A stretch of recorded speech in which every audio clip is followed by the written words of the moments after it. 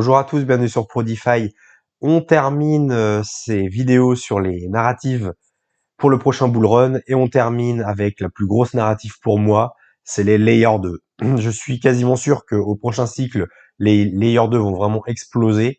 Donc je pense que dans un portefeuille intelligent, il faut absolument avoir quelques Layer 2, voilà, dans son bac de portefeuille. Alors, il y a plusieurs layers 2 qui existent. Certains ont des jetons, certains n'ont pas de jetons. Donc nous, on va voir aujourd'hui ceux qui ont déjà des jetons pour pouvoir faire une petite analyse graphique sur ces derniers. Mais bien évidemment, on guette ceux qui n'ont pas encore de jetons. Je pense notamment à Linea. Pour chaque, d'ailleurs, pour chaque 4 projets qui n'ont pas de jetons, il y a une vidéo airdrop qui correspond. Donc n'hésitez pas à les consulter puisque il est encore temps, je pense, pour les farmer. Donc Linea, bien évidemment. Il y a Starkware, évidemment, qui n'est pas sorti encore le jeton, d'ailleurs que j'attends pour l'intégrer dans mon top 20. Donc on suit ça. Il y a le jeton de Base. Alors il y a beaucoup de pubs en ce moment pour cet écosystème. Il y a beaucoup de protocoles, notamment l'aérodrome qui est sorti sur Base, mais pour l'instant il n'y a toujours pas de jeton. Et puis bien évidemment Zeka Sync. Celui-là, j'y mets beaucoup d'espoir, donc si vous ne l'avez pas encore farmé pour l'airdrop, il n'est jamais trop tard. Regardez la vidéo que j'ai faite sur la vidéo pour cet écosystème, je pense que vous aurez une bonne surprise. Donc ces 4 jetons-là, on va pas les traiter puisqu'il n'y a pas encore de jetons. Donc on va passer directement au plus gros layer 2 qu'il y a actuellement sur le marché. C'est bien évidemment Matic Polygon. Alors lui, voilà, il est assez gros, il est à 4,6 milliards de market cap. On a une dilution à 93%, donc par contre ce qui est bien c'est qu'il est quasiment totalement dilué. On voit qu'il a fait un magnifique cycle la dernière fois, exceptionnel. Si vous l'avez pris en 2020 et que vous avez réussi à vendre quasiment au top, vous avez quasiment fait plus de fois 100. Donc voilà, c'est des performances exceptionnelles. Au niveau du graphique, alors là je suis en log, je vais repasser en normal. Hop. On voit que depuis, donc voilà, on a eu le cycle de 2021, ensuite il a craché en 2022, bear market, il a fait un rebond début 2023, et là on est quasiment sur les bottoms de juin 2022, donc de toute façon pour du long terme, on est hyper bien placé. On voit également que depuis l'ATH, voilà, on peut tracer une petite trendline. Donc tant que la trendline n'est pas cassée, on est plutôt descendant. Donc là, vous voyez que si on fait une ligne droite, on passerait la trendline en janvier 2024. Alors après, ça va dépendre, est-ce qu'on bondit ou est-ce qu'on continue à s'enfoncer, donc ça peut être un peu avant, un peu après. Mais déjà, une première indication, bien évidemment, c'est la case de trendline. Si on passe en daily, alors on va rajouter également le RSI.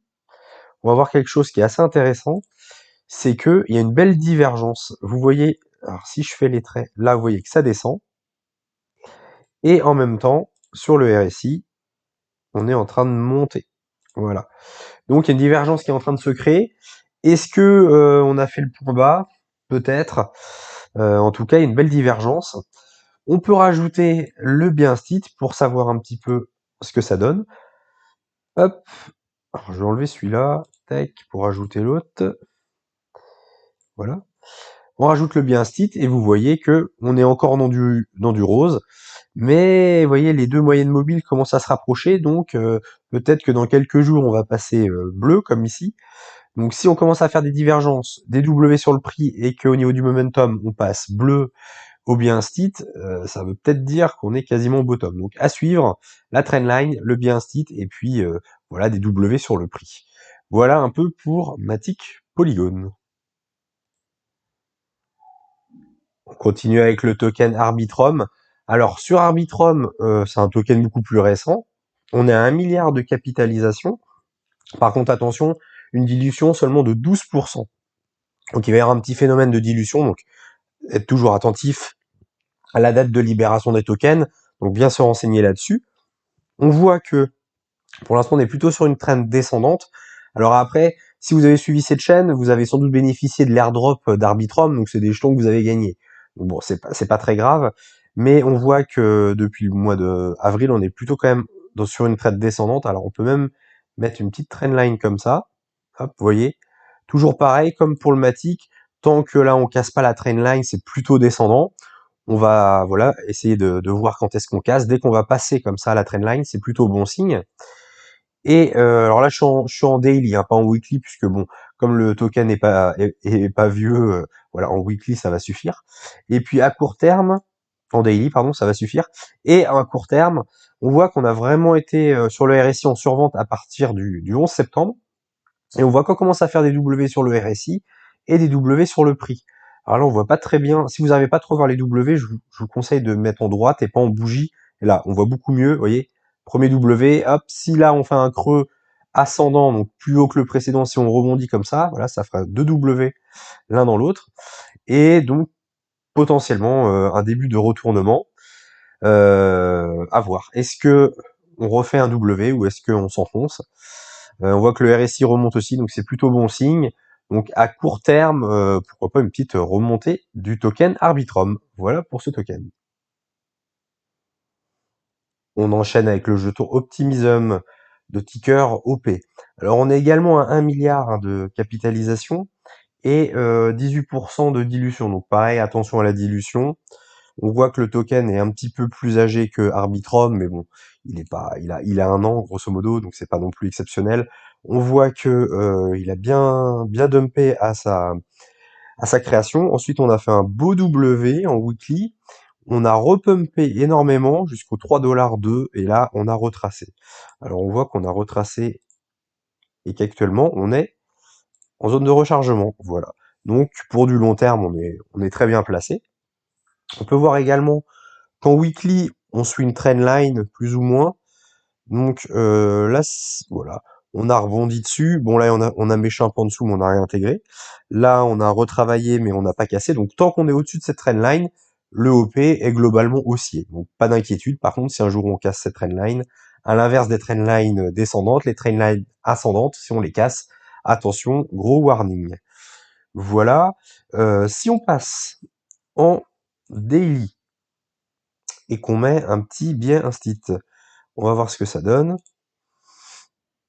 Alors, on voit que là, on était bleu. Après, pendant le retracement, on était rose. On a failli, on voit que la ligne bleue et la ligne jaune, les deux moyennes mobiles se resserrent. On a failli recroiser boule et là, patatras, suite au discours de Powell d'hier, on a pris une grosse bougie rouge. Donc, là, on va rester rose un petit moment parce que la jaune et la bleue vont se réécarter. Donc voilà, à suivre. Mais pour l'instant, on est encore plutôt baissier sur le optimism. Je voulais vous parler d'un autre indicateur également. Alors, je vais enlever celui-là. Hop. Ça s'appelle le CCI, Commodity Channel Index. Et cet indicateur, alors ça ressemble un petit peu au RSI, mais c'est pas les mêmes données. Mais au niveau de la lecture, ça ressemble un petit peu puisque c'est un oscillateur, vous voyez, entre plus 100 et moins 100. Et quand on est en dessous de moins 100, c'est plutôt des grosses zones de vente. Et quand on est au-dessus de 100, c'est des zones d'achat, enfin de survente. Donc on voit que souvent, vous voyez, là par exemple, on est bien en négatif, on a un moins 80 et ça donne le point bas. Là, on est bien en positif, c'est quasiment le top. Là, pareil, positif, c'est la grosse mèche, le gros top. Et vous voyez, là, pareil, ça donne le bas d'ici. Alors celui-là, il est moins pertinent. Alors c'est pas à 100%, on a un petit creux, mais sur le CCI, on est très bas, mais bon, c'est qu'un petit creux. Mais là, par exemple, vous voyez, là, c'est bien pertinent. Ça marche aussi dans l'autre sens. Donc là, on est très très haut sur le CCI. Vous voyez que ça équivaut au top de marché local, etc. Donc voilà, c'est un indicateur en plus. C'est pas miraculeux, mais quand vous mettez plusieurs indicateurs comme ça et vous faites plusieurs données, voilà, ça peut vous donner des indications sur le fait que ça va retracer ou pas. C'est une corde de plus à votre arc pour faire des analyses graphiques. Voilà, c'était une petite parenthèse sur le CCI. Voilà pour le optimism. On continue avec le Mantle. Alors le Mantle, c'est l'ancien BitDAO hein, qui a été renommé en Mantle pour faire un layer 2 d'Ethereum. Alors, on est également aux alentours de 1 milliard, enfin 1 milliard de capitalisation, et par contre, on est une dilution de 52%, donc un petit peu mieux que OP et ARB. Voilà, bon, depuis qu'il est sorti, par contre, on est sur une train très très baissière. Donc là, du coup, voilà, je vous ai mis le trait bleu, ça descend, ça descend, ça descend. Donc là, qu'est-ce qu'on va chercher à trouver si vous voulez rentrer sur ce token? Bah, c'est des signes de retournement. Donc, bien évidemment, casser la trendline. Dans l'idéal, un petit W en daily sur les bougies. RSI, même chose, on commence à être en survente. Ce serait bien qu'on commence à faire des W daily pour pouvoir, voilà, indiquer un changement de tendance. On peut céder du biais, toujours. Donc là, on est rose, toujours pareil. Quand les deux moyennes mobiles vont croiser, ça va passer bleu. Ça peut être un indicateur. Et puis, lors de la dernière vidéo, je vous avais également parlé de l'OBV. Donc, on va mettre l'OBV. Là, qu'est-ce qu'on va attendre sur l'OBV? Donc, c'est la ligne jaune qui doit croiser sa moyenne mobile, donc la ligne qui est grise. Donc, quand vous voyez la ligne jaune qui croise la ligne grise, pareil, ça indique un retournement de tendance, puisque c'est par rapport au volume, l'OBV, donc ça veut dire que les volumes réaugmentent, et donc potentiellement, l'argent revient dans le token. Voilà, donc pour l'instant, pareil, on est toujours baissé sur Montel, on attend un retournement pour éventuellement rentrer sur ce token. On finit par le Métis DAO. Donc un token, lui qui a déjà connu un cycle, là, on voit au dernier cycle qui est passé de 8 dollars à 250 dollars à TH, donc qui a bien performé. Ensuite, bah, il a pris cher, hein, comme beaucoup de tokens en bear market. Et puis depuis là, alors on descend moins vite, mais on a toujours une trendline descendante. On va voir ça tout à l'heure sur le graphique. Au niveau des stats, alors on a 54 millions de capitalisation boursière avec 44% de dilution. Donc on est sur un token beaucoup plus petit que les autres, donc plus risqué, par contre potentiellement un plus gros retour sur investissement. C'est toujours la même chose. Voilà la chart. Donc bon, comme je vous disais, depuis février 2023, après le léger pump du Bitcoin qui a été accompagné ici sur le Métis, et ben là, depuis le Métis, il descend. Donc on peut faire une trendline, toujours pareil, en daily. Donc on voit que là, voilà, on était en dessous, et que là, on va zoomer après. On a hier pété cette trendline. On vient juste de la traverser, mais on a réintégré. On va voir ça tout à l'heure de plus près. Donc, d'ailleurs, je peux zoomer maintenant, vous voyez, on a été au-dessus et on a réintégré. Donc, à voir, est-ce que c'est un pullback pour repartir, ou est-ce que c'était juste un fake pump? Ça, on verra ça dans les prochains jours.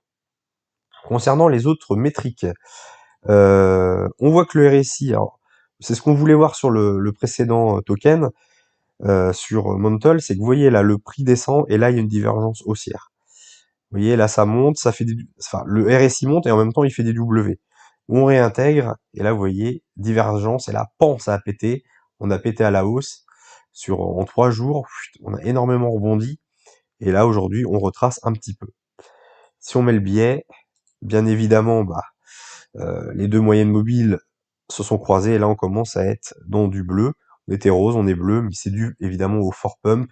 Alors attention quand même au pump and dump, hein. Ça peut être un faux pump, et puis si on voit qu'on réintègre et puis que on recasse à nouveau le plus bas des 10 dollars, c'est que c'était un fake, hein. Donc toujours être vigilant. Voilà, donc le RSI, bah, lui, il a suivi, il a explosé. Et puis, concernant l'OBV, alors, vous voyez, bon signal aussi, vous voyez, pile au moment où on a eu la première bougie verte, on a croisé au niveau de l'OBV. Donc, comme quoi, vous voyez, l'OBV, c'est assez utile, puisque là, on aurait pu se dire, oula, on croise, les volumes reviennent, et vous voyez, 2 jours après, ça explose. Donc, il y avait un bon indicateur aussi bien au niveau du RSI, de la divergence, que de l'OBV. Voici comment vous pouvez utiliser ces outils graphiques pour anticiper, entre guillemets, une explosion de crypto. Après, voir si c'est un retournement long terme, là, ça va être un peu compliqué. Mais on pouvait, entre guillemets, un petit peu voir venir ce pump. Voilà pour le Métis, c'était le dernier token, donc bien évidemment, c'est celui-là qui est le plus dangereux, le plus risqué, mais potentiellement, avec seulement 50 millions de market cap, vous pouvez faire peut-être des magnifiques multiples au prochain bull run. Voilà, c'est tout pour aujourd'hui. On en a fini avec les narratif du prochain bull run. La semaine prochaine, je vous ferai un petit état des lieux du top 20. Je vous spoil pas, mais c'est pas folichon, puisque le Bitcoin a retracé depuis un mois. Donc, c'est pas terrible. Quoi qu'il en soit, on fera le point. Et puis, à partir du mois prochain, je vais vous présenter des petites pépites. Ça va être une nouvelle série de vidéos sur des pépites à fort potentiel. Voilà. Si, n'hésitez pas à retourner voir ma dernière vidéo sur les plateformes de trading dérivatifs, si vous pensez que c'est un fort potentiel pour le prochain bull run, hein. Je vous présente les tokens dans cette catégorie.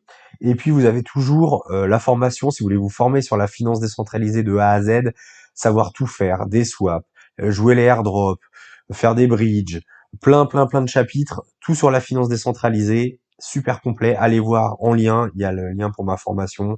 Vous avez une petite vidéo où je vous explique tous les chapitres, tout ce que vous trouverez dans cette formation. Si vous êtes débutant, c'est vraiment le top.